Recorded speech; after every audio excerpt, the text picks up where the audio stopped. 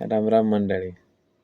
आपण शेतात भरपूर खत टाकतोय, महागडी बियाणे वापरतोय, तरी सुद्धा उत्पन्नात घट का होते?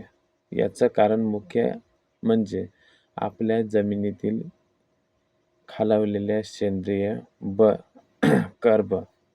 सोप्या भाषेत सांगायचं तर सेंद्रिय कर्ब म्हणजे जमिनीचा आत्मा आहे. जर हा कर्ब कमी झाला तर जमीन दगड होते.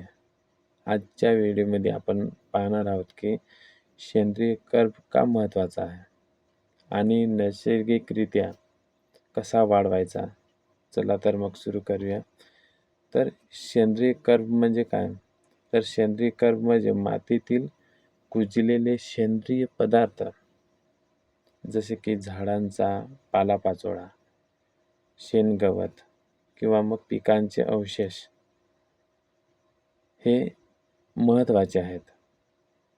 तर जमिनीतील भूक, जी मातीतील सूक्ष्म जीवाणूंचे हे एक मुख्य अन्न आहे. आणि ज्या जमिनीचा कर्ब चांगला असतोय ती जमीन जास्त वेळा ओलावा, त्याच्यात पाणी हे साठवून ठेवत असते. आणि खताचा वापर हा तुम्ही टाकलेल्या रासायनिक खत पिकांना मिळवून देण्याचं काम हे जीवाणू करत असतात. तर सेंद्रिय कर्ब कमी होण्याचे काही कारणे आहेत. तर पिकांचे अवशेष शेतातच जाळणे,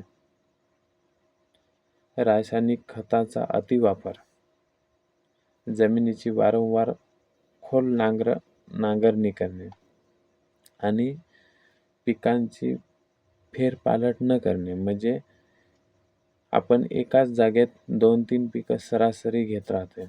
तर तसं न करता आज हे पीक घेतलं तर दुसऱ्या वर्षी दुसरं पीक घ्यायचं, असे करणे. आणि न करण्यामुळे हे असं होतं. तर सेंद्रिय कर्ब वाढवायचे काही उपाय सांगतोय. तर पालापाचोळा जाळू नका. शेतातला जो कचरा आहे तो जाळण्याऐवजी तो जमिनीतच कुजवा. तो मातीसाठी मल्चिंगचं काम करतोय. हिवाळ्यात हिरवळीची खत, वैचा किंवा ताग यासारखे पिके फूल येण्यापूर्वीच जमिनीत गाडा, ज्यामुळे नत्र आणि कर्ब दोन्ही वाढतात. तर शेणखत आणि कंपोस्ट, कच्चं शेणखत टाकण्याऐवजी चांगलं कुजलेलं शेणखत किंवा गांडूळ खत वापरा. जीवाणूमुक्त आणि बेस्ट डिकंपोस्ट घरच्या घरी जीवाणूमुक्त तयार करा, पिकांना द्या आणि त्यामुळे जमिनीतील जो सूक्ष्म जीवाणूंची संख्या आहे ती लाखांनी वाढते. आच्छादना, जमिनीला उघडं सोडू नका.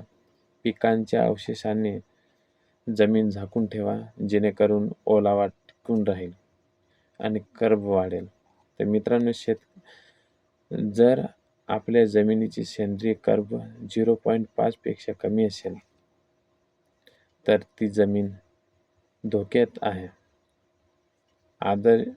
आदर्श कर्ब 1% पुढे असावा.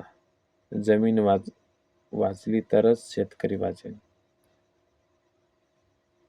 तुम्ही आमच्या जमिनीची माती परीक्षण कधी केलंय का? आपल्या जमिनीची माती परीक्षण केलंय का?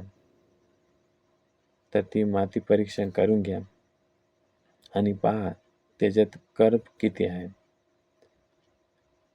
तो 0.5 आहे की 1% पेक्षा जास्त आहे, हे चेक करा आणि तसा त्याच्यावर उपाय करा. हा व्हिडिओ आवडला असेल तर आपल्या चॅनलला सबस्क्राईब करा.